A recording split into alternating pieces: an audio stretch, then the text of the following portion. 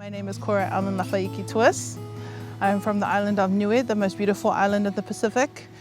My grandparents were born in the village of Liku and then they were raised in Alofi. And I'm from Ngāpuhi in Ngāti in Aotearoa. I came to my practice because I was asked. My grandparents asked me, can you make our cloths when we pass away?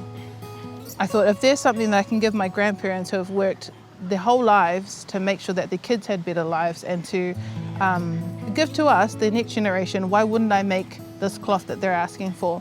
But in saying that, hiapo is not the kind of art form or the kind of practice that you just pick up. You can't pick up a practice if there are no tools left. You can't pick up a practice if there are no knowledge holders. And so I had to go and find those things. And then it takes 7 years later to kind of be in a position where I can make easily. Seeing the book for the first time was, this is cool. Like, why wouldn't it be cool? Because it's cloth samples from all over the world. But then when you start to like sit with it, you're like, oh, this isn't cool, because how come the pieces are all cut up? And so you start to ask questions, and then you start to see the whakapapa and the kind of lineage of a tapa that's been throughout the Pacific that Cook managed to experience. And when I first saw the pieces, I was thinking, was he there when they were made? Was he there watching the inks be laid? Was he there being gifted from someone who Nana had made it? And so I started to ask just myself more whakapapa questions, because what would my work look like if it was in this kind of form? What kind of niue penons might have been added? And also I was really impressed by the thinness of the cloth, how it managed to live hundreds of years. It was carried on a boat. It was passed through hands. It was cut up by scissors and glued and still managed to be intact. And I think if you did that to a person, like a physical body, if you think of it as a body, it would be, you know, battered and bruised.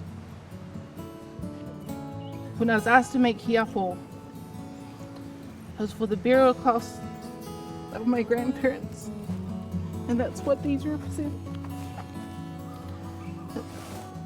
My practice I owe to my grandparents, and these beautiful taonga are just like patterns, are just like mātauranga. They'll pass down to me because they had history, and now I create a present with them and will pass them into the future to my kids.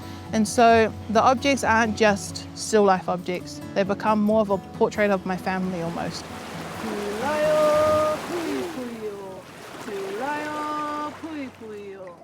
I suggested that we soak the cloth in the mauri of the water, to activate it in a way that we could have a sense of it being unique to this making space.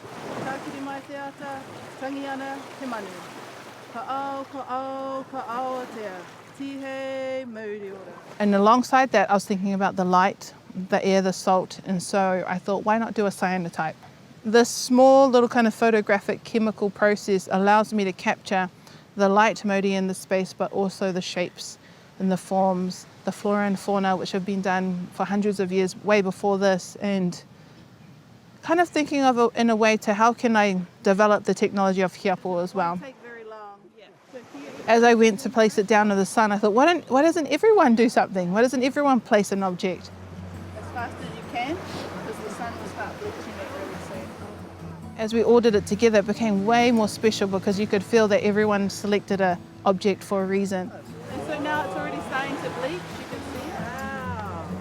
And when they placed it on this cloth at Matawai Bay, looking at a place where Tupaia was, looking at the moana that he swam in, and then looking at us doing this collective piece together, I don't think I realized the power of that until it was done, until I was washing it off later on. I was like, we just created something so beautiful that marks the time where we stood in the sun and watched this cyanotype develop. And so the creation of that work for me is probably the most special piece I've made here so far. The first time I landed on Niue, I was looking at the landscape and I just saw pattern. I just saw hiapo pattern. And so just from doing all my research and looking at hiapo, I have hiapo eyes. And so our landscape, our flora and fauna being very specific to Niue, our traditional pieces have that landscape. So my pieces now are my experience of the landscape. They're showing all of the plants that I see now. The flora and fauna, whether it be May, or whether it be hibiscus, or kolevau, or the crabs, the papaka.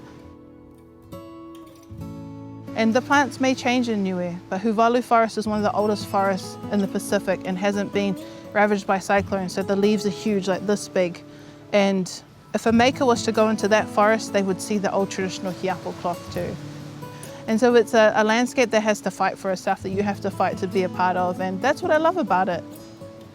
I just want to give a big shout out to people who live in the island and make. I've always had connections to Niue and to my Māori whakapapa. I've never needed anything to kind of consolidate that. But this practice is like the cherry on top.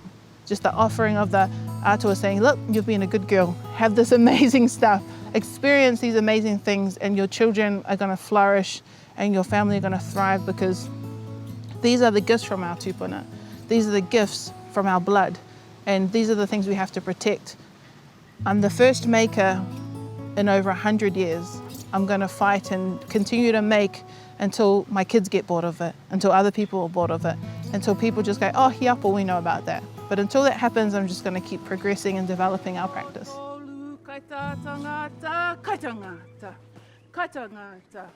Ko moe o e koe mongone si he, si he, si he, si he, si he, si he.